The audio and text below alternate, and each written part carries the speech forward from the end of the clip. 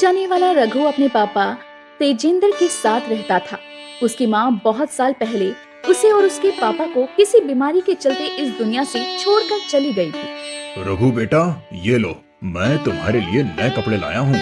अरे वाह पापा, आप दुनिया के सबसे बेस्ट पापा हो। Thank you so much. अरे बाप रे, मेरा बेटा तो क्या तेज और एकदम अच्छी अंग्रेजी बोलता है। बेटा, 2 दिन बाद तुम्हारा जन्मदिन है ना, इसीलिए मैंने तुम्हारे लिए ये नए कपड़े लाए हैं। इन्हें पहनकर जाना स्कूल में, ठीक है बेटा?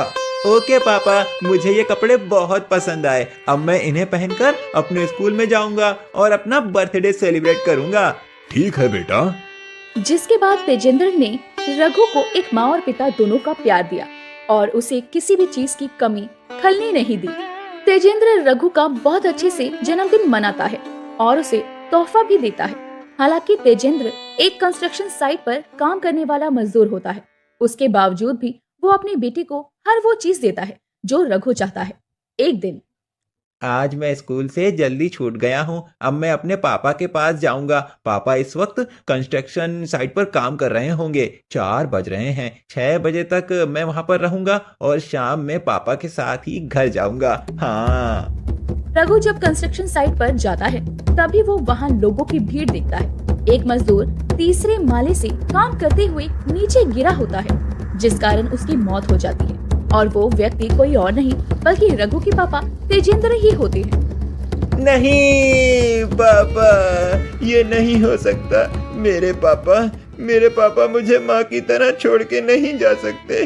पापा, आंखें खोलो पापा। पापा प्लीज उठो ना पापा। तुम्हारे पापा इस दुनिया में नहीं रहे रघु बेटा। तीसरे माले से काम करते हुए नीचे गिरा है हमारा तेजेंद्र। बहुत अच्छा था, दिल का बहुत साफ और स्वभाव का एकदम नेक। बहुत बुरा लग रहा है मुझे। अपने आप को संभालो रघु बेटा, संभालो। पापा, पापा। रघु अपने पापा को उठाने की बहुत कोशिश करता है, लेकिन सच तो ये था कि उसके पापा अब इस दुनिया से जा चुके थे। तेजेंद्र के जाने के बाद अब रघु को घर मालिक घर खाली करने के लिए कहता है।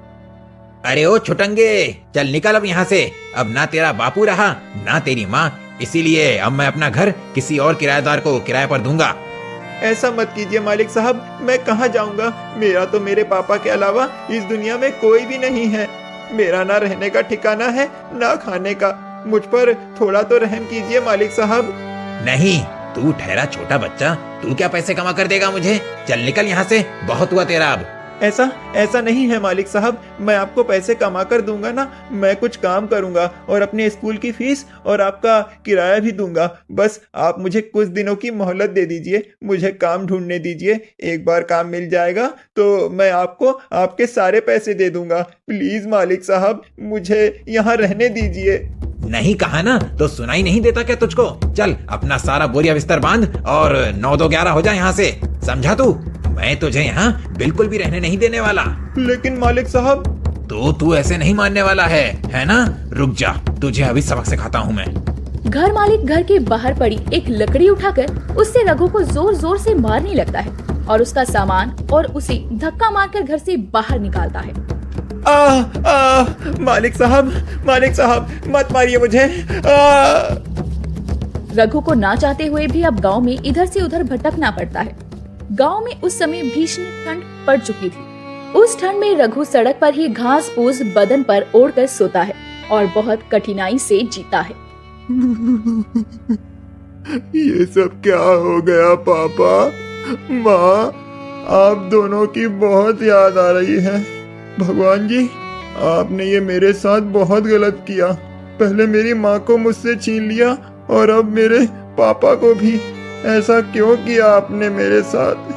हाँ, अब मैं अकेला कैसे जीऊंगा इस निर्दयी और धोखेबाज जमाने में जहाँ कोई किसी का नहीं है। हर कोई मतलबी है और बस अपना ही स्वार्थ देखता है। गरीब और जरूरतमंद की मदद के लिए कोई हाथ नहीं बढ़ाता है। कोई इतना कठोर कैसे हो सकता है? क्या हो गया है आजकल के लोगों को? मेरे पापा और मम्मी तो ऐसे नहीं थे। इतने गरीब होने के बावजूद भी वो जरूरतमंद लोगों की मदद किया करते थे। रघु को अब स्कूल से भी निकाल दिया जाता है क्योंकि उसके पास स्कूल फीस भरने के लिए भी पैसे नहीं होते। रघु अब अपना गुजर बसर करने के लिए नौकरी की तलाश करने लगता है, लेकिन उसे कोई भी नौकरी नहीं देता और हर कोई उसे अपनी दुकान से बाहर निकालता है। रघु बहुत दुखी हो जाता है और वो जंगल में पेड़ की छाया में बैठकर रोने लगता है। किसी ने मुझे काम नहीं दिया, अब मैं क्या करूं? माँ, पापा, मुझे भी अपने पास बुला लीजिए आप दोनों। मुझे नहीं जीना इस दुनिया में जहाँ बच्चों की कोई मदद नहीं करता है। आज आप दोनों होते तो मुझे ये दिन देखने की नौबत नहीं आती। तभी वहाँ से एक ब्राह्मण गुजर रहे होते हैं और वो रोते हुए रघु को देखकर हैरान हो जाते हैं और रुककर उससे कहते हैं, बेटा, क्या हुआ तुम्हें? तुम रो क्यों रहे हो? क्या बात है, मुझे बताओ। वो मैं घबराओ मत बेटा, क्या पता मेरे पास तुम्हारी समस्या का हल हो। क्या पता मैं तुम्हारी किसी प्रकार से मदद कर पाऊं।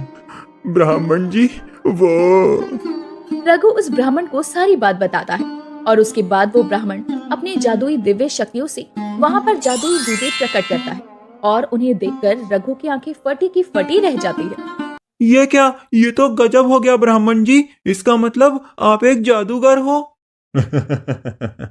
नहीं नहीं बेटा, मैं एक जादूगर नहीं हूँ, लेकिन मेरे पास अपनी तपस्या से प्राप्त की गई कुछ जादुई शक्तियाँ हैं जिनसे मैं दूसरों की मदद कर सकता हूँ। और उन दिव्य शक्तियों से मैंने तुम्हारे लिए ये जूते भी प्राप्त किए हैं। तुम्हें ये जूते पसंद नहीं आए बेटा? ये जूते तो बहुत ही ज्यादा सुंदर और प्यारे हैं ब्राह्मण जी, लेकिन मेरे पास तो ये चप्पल हैं। फिर भी आपने मुझे ये जूते क्यों दिए हैं? वो इसीलिए क्योंकि ये जूते कोई मामूली जूते नहीं हैं। मतलब? ये जूते जादुई जूते हैं, जादुई जूते। जादुई जूते? हाँ बेटा, इन जादुई जूतों से तुम धनवान बन जाओगे और तुम्हारे पास ढेर सारा सोना होगा, क्योंकि ये जूते सोना देने वाले जादुई जूते हैं। क्या? लेकिन ब्राह्मण जी, इन जादुई जूतों से भला सोना कैसे निकलेगा? नहीं नहीं बेटा, इन जूतों से नहीं, बल्कि जब तुम इन्हें पहनोगे तब चलने पर हर एक कदम पर एक एक सोने का सिक्का तुम्हारे सर पर बरसेगा। यानी कि सोने के सिक्कों की बारिश होगी मुझ पर? हाँ बेटा, एकदम सही समझे। रघु ब्राह्मण के सामने उन जादुई जूतों को पहनकर चलने लगता है। तभी उसके हर कदम पर उसके ऊपर आसमान से एक सोने का सिक्का बरसता है और वो उसे अपने हाथ में पकड़ लेता है और मुट्ठी में कैद कर लेता है। अरे वाह, ये तो सच में जादुई करिश्मा है। वाह, आपका बहुत बहुत धन्यवाद ब्राह्मण जी। अब मैं इससे अपना और दूसरों का खूब भला करूंगा और फिर सबके जीवन में खुशियां ही खुशियां होंगी। हाँ बेटा, तुम एक नेक और ईमानदार बच्चे हो, इसीलिए मैंने तुम्हें ये उपहार दिया है। लेकिन याद रखना, अगर इसका गलत काम में इस्तेमाल करोगे तो तुम्हारे साथ बहुत बुरा होगा बेटा। ठीक है ब्राह्मण जी, ये बात मैं याद रखूंगा। आप चिंता मत कीजिए। चलो, अब मेरे जाने का समय आ गया है। अपना ख्याल रखना, आयुष्मान भव। शुक्रिया ब्राह्मण जी, आप भी अपना ख्याल रखना और यूं ही मुसीबत में फंसे हुए बच्चों की मदद करते रहिए। वो ब्राह्मण वहाँ से चला जाता है और अब रघु उस जादुई जूते से बहुत देर तक चलता है, जिसके बाद उसके पास ढेर सारे सोने के सिक्के इकट्ठा हो जाते हैं और वो उससे अपने लिए एक बड़ा सा घर बनवाता है और ऐशो आराम में रहने लगता है। साथ ही गरीब और जरूरतमंद लोगों का भी बहुत भला करता है और उन्हें उस सारी संपत्ति से रहने की जगह और खाने के लिए खाना देता है।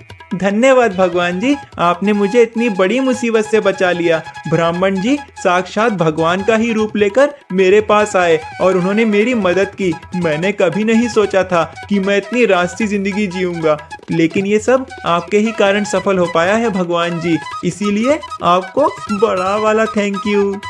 रघु की ये बदली हुई जिंदगी देखकर पुराने घर का घर मालिक हैरान रह जाता है और एक दिन वो उसका पीछा करते करते उसके घर तक पहुंच जाता है और वो सारी अमीरी देखकर एकदम भौचक्का रह जाता है। ये कल का गरीब आज करोड़पति कैसे बन गया? आखिर माजरा क्या है? ये कैसे हो सकता है? अभी कुछ दिन पहले ही मैंने इसे अपने मकान से बाहर निकाला है और फिर ये सड़क पर सो रहा था, फिर आज इतने आलीशान घर में कैसे रह रहा है? इसके जीवन में इतना बड़ा बदलाव, वो भी चंद दिनों में, ये कैसे संभव हो सकता है? नहीं नहीं, दाल में जरूर कुछ काला है, मुझे इसका पता लगाना ही होगा। घर मालिक अब रघु पर कड़ी नजर रखने लगता है और उसे पता चल जाता है कि रघु के जादुई जूतों के कारण ही वो इतना अमीर हुआ है। वो चुपके से रघु के उन जादुई जूतों को पहनकर चलते हुए देखता है और तभी उसके ऊपर आसमान से सोने का सिक्का बरसता है। अच्छा, तो ये बात है क्या? अब समझ आया। रघु के बच्चे, तुझे क्या लगा तेरे पास ये जादुई जूते हैं, इसके चलते तू अमीरों जैसे रह सकता है? अब ये सोना देने वाले जूते मेरे हो जाएंगे। मैं तो इन्हें पहनकर ही रहूंगा और पहले से और ज्यादा धनवान बनूंगा। फिर चाहे ये जूते मेरे पैर में आए या ना आए, मैं तो इन्हें पहनकर ही रहूंगा। रात को जब रघु अपने कमरे में सो रहा होता है, तभी घर मालिक चुपके से वहाँ पर आकर उन जूतों को चुराता है और वो उन्हें पहनकर चलने लगता है। लेकिन तभी अचानक से उस पर एक नहीं बल्कि दो सोने के सिक्कों की बारिश होने लगती है और वो उन सभी सिक्कों के बोझ तले दबने लगता है। नहीं, बचाओ! अरे मुझे इतना सारा सोना नहीं चाहिए था। सोने के सिक्कों के बोझ तले दबकर घर मालिक की जान चली जाती है। इस प्रकार उसे उसकी लालच की सजा मिल जाती है और वो जादुई जूते घूम फिर कर वापस रघु के पास ही चले जाते हैं और रघु उनका इस्तेमाल करके अपना और दूसरों का जीवन बहुत सुंदर बनाता है और हर एक जरूरतमंद की मदद करता है।